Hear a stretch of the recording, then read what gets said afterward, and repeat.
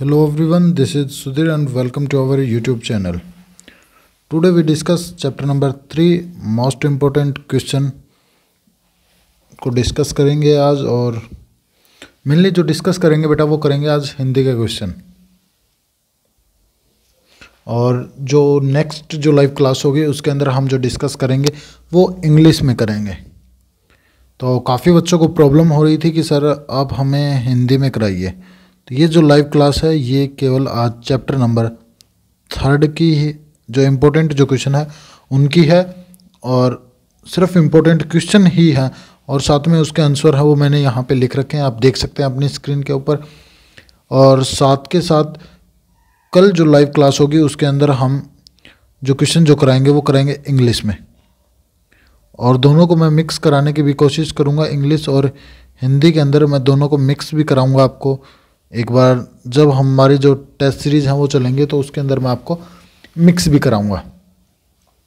ये सिर्फ chapter wise हैं, और जबकि एक चैप्टर में दो चैप्टर है वो मैं करा चुका हूँ। जिसने हमारी पिछली वीडियो है वो नहीं देखी तो एक प्लेलिस्ट बनी हुई है अलग से मोस्ट इम्पोर्टेंट क्वेश्चन के एंड MCQ की, तो उसको जाकर देख सकते हैं। आपके हर एक जो डाउट है उसको मैंने सोल्व करने की कोशिश की है बेटा।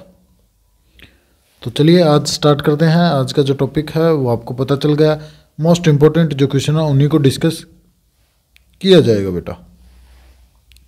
चलिए स्टार्ट करते हैं। और पहला जो क्वेश्चन है वो आप अपनी स्क्रीन के ऊपर देख सकते हैं बेटा, और साथ में आप इनके जो आंसर हैं वो भी लिख सकते हैं, क्योंकि या आप स्क्रीनशॉट हैं वो ले सकते हैं, या फिर इनके जो स्क्रीनशॉट हैं वो भी आप ले सकते हैं। पहला पूछा गया है विश्व में निम्नलिखित लिंग अनुपात किस देश का है, इसका एक प्रमुख कारण क्या है। देखिए विश्व में जो लिंग अनुपात है, लिंग अनुपात आप जानते हैं, जल्दी से मुझे आप कमेंट करके बताइए कि लिंग अनुपात किसे कहते हैं। व्हाट इज सेक्स रेशो, ये है सेक्स रेशो। तो जो हिंदी वाले जो बच्चे हैं आप थोड़ा ध्यान लगाइए बेटा, क्योंकि स्पेशल आप लोगों के लिए क्लास ले रहा हूँ, क्योंकि हमारे जो इंग्लिश के जो व्यूवर हैं या मैं कहूँ जो मेरे स्टूडेंट हैं इंग्लिश के, वो काफ़ी इंटेलिजेंट भी हैं और साथ में वो एक्स्ट्रा जो क्वेश्चन है उनको कर भी लेते हैं। तो सिर्फ ये हिंदी वाले बच्चों के लिए मैं एक्स्ट्रा से करा रहा हूँ। तो आपसे रिक्वेस्ट है बेटा कि आप स्पेशली जो ध्यान है वो लगाएं इस वीडियो पे, ताकि आपको कोई प्रॉब्लम फेस नहीं करनी पड़े। तो यहाँ पे पूछा है लिंग अनुपात किस देश का सबसे निम्नलिखित है। तो लिंग अनुपात किस देश का है, वो सऊदी अरब अमीरात का है। सऊदी अरब अमीरात का है, और इसमें कितना है 468 है। 468 फीमेल हैं और 1000 मेल हैं। 1000 मेल पे महिलाओं की जो संख्या वो 468 है। और इस यहाँ पे महिलाएं जो पुरुष हैं वो ज़्यादा क्यों हैं, क्योंकि कारण है पुरुष कार्यशील जनसंख्या का चयनित प्रवास होता है, और बड़ी संख्या में जो लोग हैं वो यहाँ पे प्रवास करते हैं। जो कार्यशील जो मैं कहूँ जो कार्यशील जो व्यक्ति होते हैं या कार्यशील जो जनसंख्या है वो यहाँ पे ज़्यादा अपने रोजगार के लिए यहाँ पे ज़्यादा आती है। तो जिसके कारण यहाँ पे क्या होता है कि जो मेल की जो संख्या है, जो मेल हैं वो ज़्यादा होते हैं कंपैरिजन करेंगे फीमेल के साथ। तो आशा करता हूँ समझ आया होगा। प्रति 1000 पुरुषों पर महिलाओं की संख्या, प्रति 1000 पुरुषों पर महिलाओं की जो संख्या होती है उसी को हम लिंग अनुपात कहते हैं। क्लियर है इतना बेटा सभी को। चलिए सेकंड क्वेश्चन को डिस्कस करते हैं। विश्व के अधिकांश, यस बेटा बिल्कुल लाइव क्लास है ये। आप आज टाइम नहीं बताया सर ने, चलिए टाइम भी बताते हैं बेटा। आज जो डेट है, पहले डेट की बात कर लेते हैं। डेट है आज है 27 नवंबर 2020 है बेटा। और आज की जो डेट है, डेट की मैं बात करूं तो ये है 9:06 AM हुआ है। और जो डे है वो आपको पता है आज क्या है, फ्राइडे है। This is the absolute live class बेटा, ये पूरी तरीके से लाइव क्लास है। तो अभी भी आपको यकीन नहीं हो रहा तो एक बार आप अपना सिर दीवार में मार के चेक कर सकते हैं कि ये एब्सोल्युटली लाइव क्लास है। तो आपसे रिक्वेस्ट है कि आप जो कमेंट करें तो उनको ध्यान से करें, नहीं तो आपको यहाँ से ब्लॉक कर दिया जाएगा। तो this is the absolutely live class. और यदि टाइम है और आपकी जो फ़ोन है उसमें 9:07 भी हो सकता है। तो this is absolutely live class. 1-1.5 minute ऊपर है, ऊपर नीचे हो सकती है क्लास मेरा टाइम बताने में। तो यहाँ से आपको पता चल गया कि एब्सोल्युटली लाइव क्लास है। तो आपको जो भी प्रॉब्लम लगे वो आप मुझे कमेंट करके बता सकते हैं जल्दी से। चलिए क्वेश्चन नंबर 2 की बात करते हैं। इसके अंदर हम 15 जो क्वेश्चन हैं उनको डिस्कस करेंगे और 15 ये सभी के सभी इम्पोर्टेंट क्वेश्चन होंगे और आने वाले जो एग्ज़ाम हैं उसके अंदर आपसे पूछ सकता है। सेकंड क्वेश्चन क्या है, विश्व के अधिकांश विकसित देशों में जो विकसित जो देश हैं उनमें जो जनसंख्या में बच्चों का अनुपात लगातार घट रहा है। विकसित देशों में जो जनसंख्या है उसमें बच्चों का अनुपात है वो लगातार कम हो रहा है, बच्चों की संख्या वो कम हो रही है। इसका एक कारण बताइए। जन्म दर में लगातार ह्रास होना, जन्म दर है वो लगातार डिक्रीज होती जा रही है, जन्म दर में लगातार चेंजमेंट आना, इसी को हम क्या बोलते हैं, इसी को बोला जाता है बच्चों का घटता अनुपात। तो क्लियर हुआ सेकंड। तो इसमें क्या है कि जो जन्म दर है वो लगातार ह्रास होता जा रहा है, उसमें लगातार कमी आती जा रही है। पहले हमने बात की सबसे कम और अब बात करते हैं विश्व में सबसे अधिक लिंग अनुपात किस देश का है। तो वो है बेटा लातविया का। Latvia is the correct answer. इसमें 1000 पुरुषों पर 1187 महिलाएं हैं, 1187 महिलाएं हैं। तो यहाँ पे आपको याद रखना पड़ेगा कि जो लातविया है, लातविया एक यूरोपियन कंट्री है, एक यूरोपियन कंट्री है। और इसमें क्या है, जो लातविया है this is the best example, या मैं कहूँ कि best example of sex ratio. और यहाँ पे फेवरेबल कंडीशन है, और जबकि संयुक्त अरब अमीरात के अंदर अनफेवरेबल कंडीशन है, वो हमें देखने को मिलती हैं बेटा। तो यहाँ पे क्या है कि जो यूरोपियन जो कंट्री है लातविया, इसके अंदर हमें सबसे ज़्यादा जो सेक्स रेशियो है वो देखने को मिलता है। अब बात करते हैं आयु संरचना को। अब अगला जो 4th क्वेश्चन है वो क्या कह रहा है, आप अपनी स्क्रीन के ऊपर देख सकते हैं हर एक क्वेश्चन। आयु संरचना को जनसंख्या संगठन का एक महत्वपूर्ण सूचकांक क्यों माना जाता है। जो आयु संरचना है उसको जनसंख्या संगठन का एक महत्वपूर्ण सूचकांक क्यों माना जाता है, कोई एक कारण बताएं। ये CBSE 2016 के अंदर आपसे पूछा गया था। ये बेटा प्रीवियस ईयर के इम्पोर्टेंट क्वेश्चन भी हैं जो आप लोगों के साथ डिस्कस हैं, वो कर रहा हूँ मैं।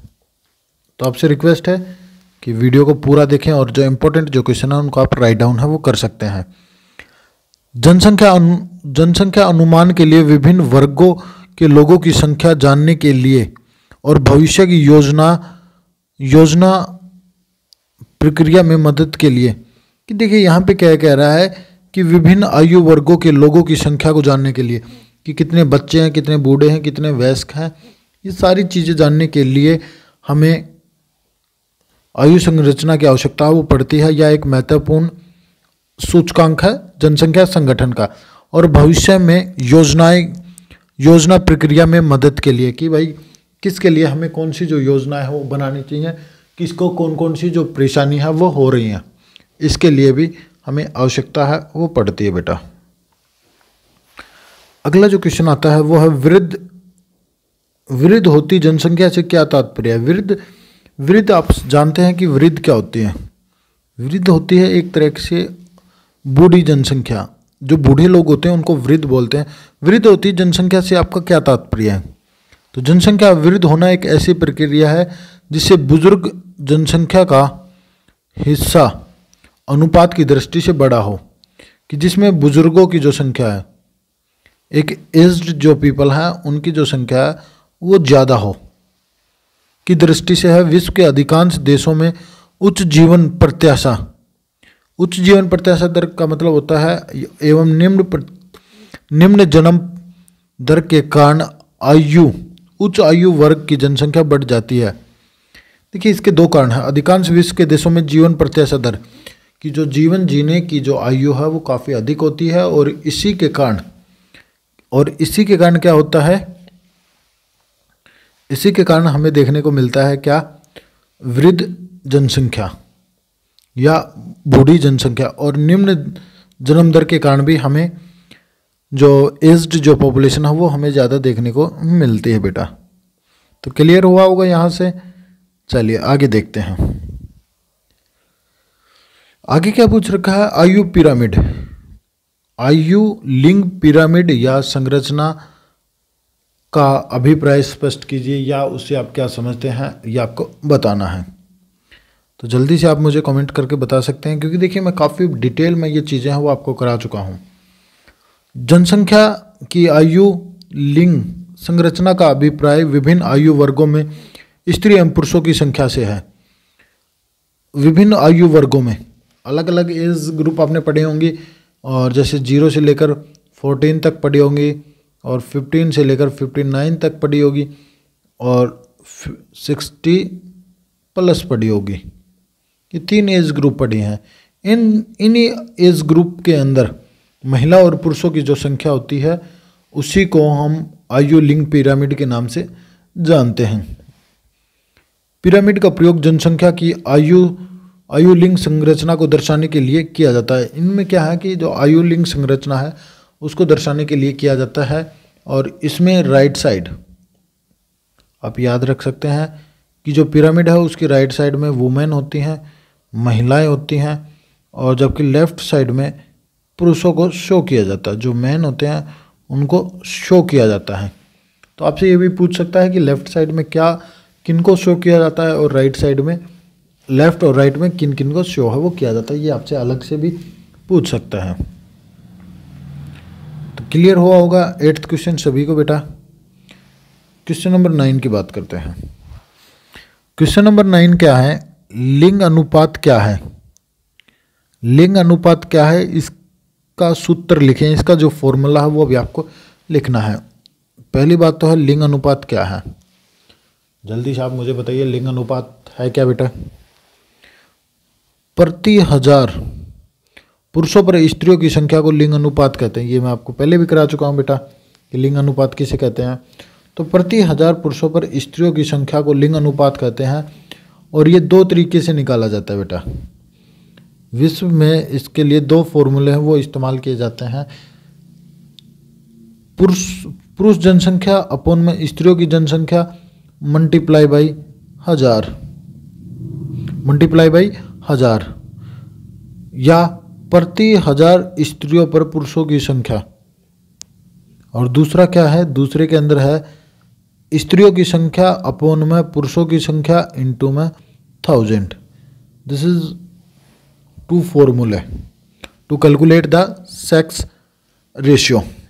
चलिए एक बार वेट कीजिए बेटा 2 मिनट, क्योंकि अभी मैं 2 मिनट के लिए आप थोड़ा वेट कीजिए, और अभी मैं आपको बताने की कोशिश करता हूँ आगे। आप एक बार इनको रीडिंग है वो कर लीजिए, या फिर इनका जो स्क्रीनशॉट है वो ले सकते हैं। देख लीजिए बेटा, सिर्फ 1 मिनट आप वेट कर लीजिए, क्योंकि ये लाइव क्लास है और मुझे एक छोटा सा वर्क है और मैं कुछ देख रहा हूँ, आप लोगों के लिए ही क्वेश्चन है। तो आप 2 मिनट वेट कीजिए बेटा।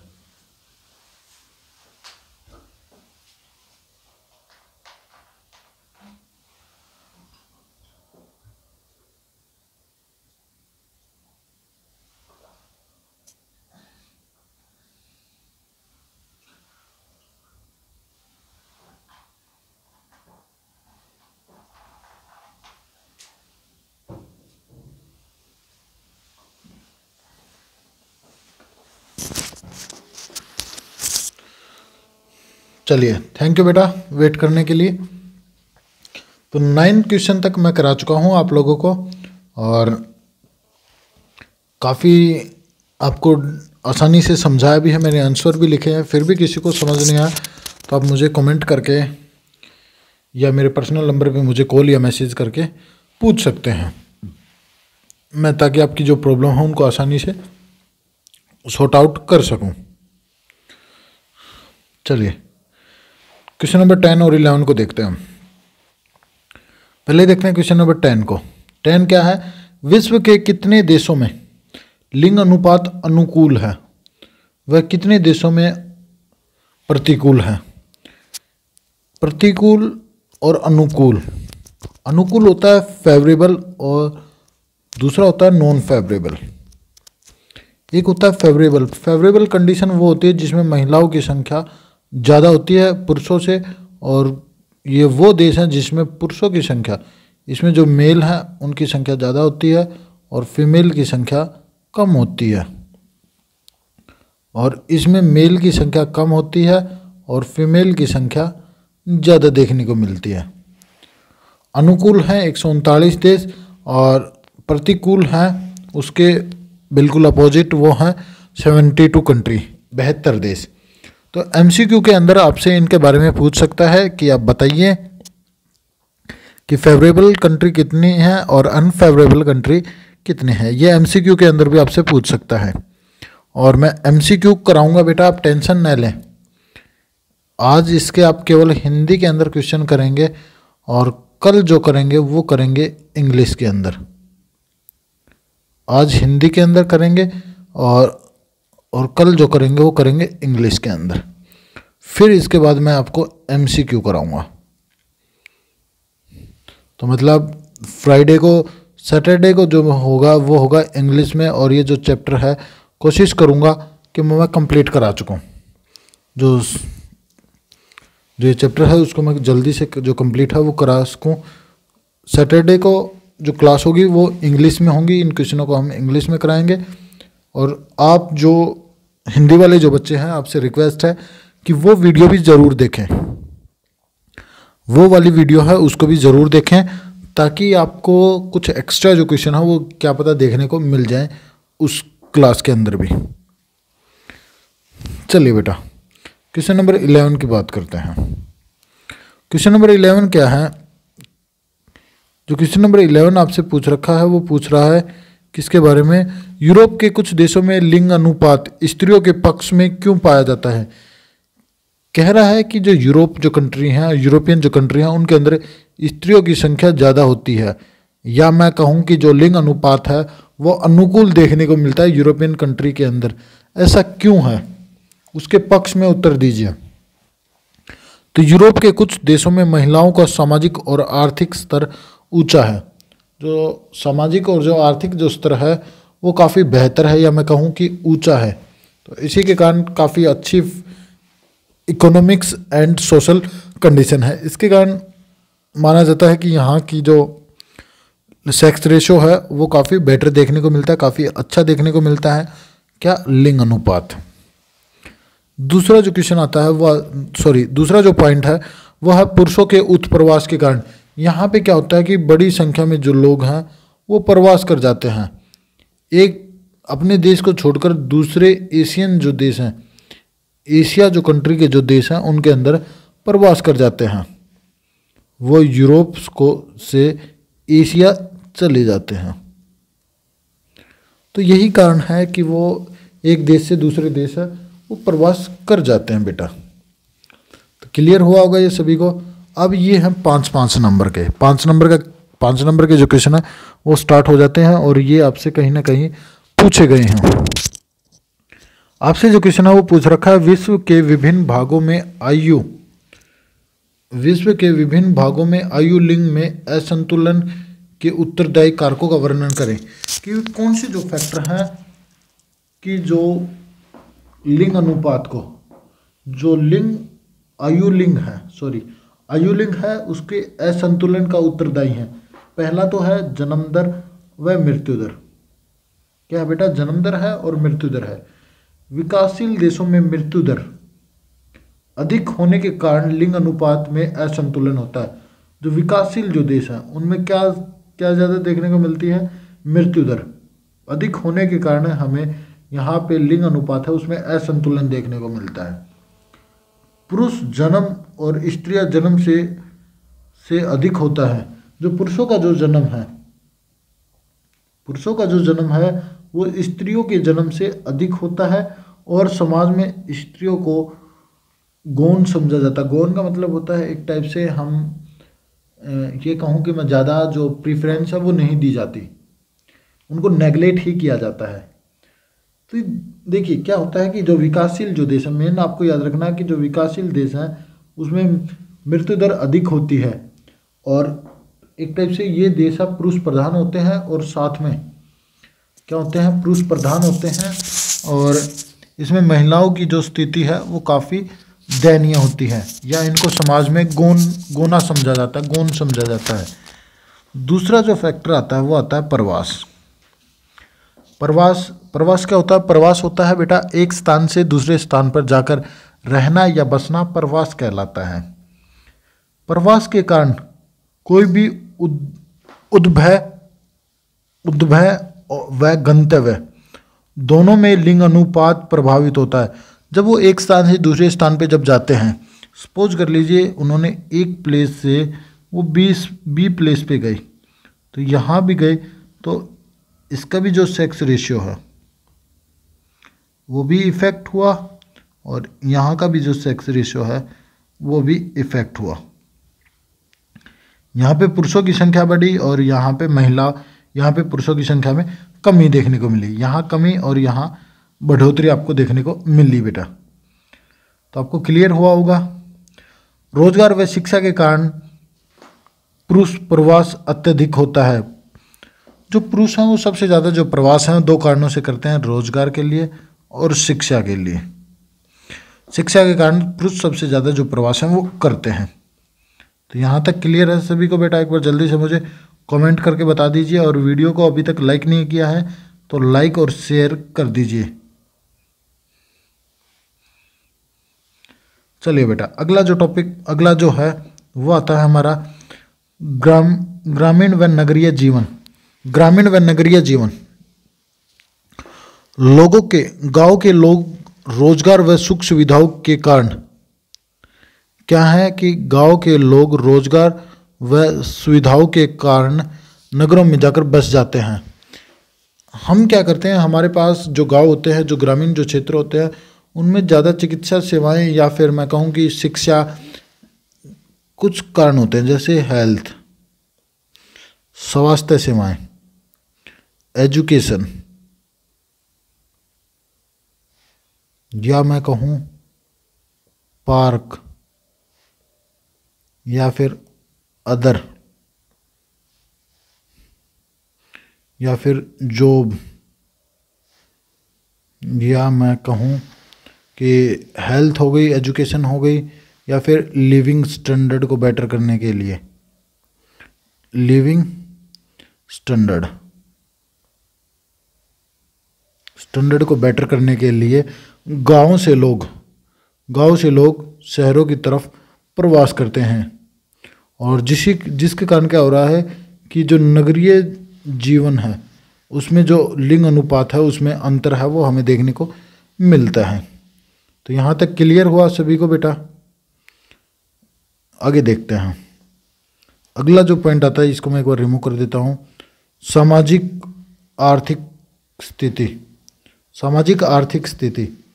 जिन देशों में स्त्रियों की संख्या सामाजिक व आर्थिक स्थिति दयनीय है, जिन देशों में स्त्रियों की जो स्थिति है वो दयनीय है, वहाँ पे स्त्रियों की संख्या प्रत्येक आयु वर्ग में पुरुषों की तुलना में कम देखने को मिलती है।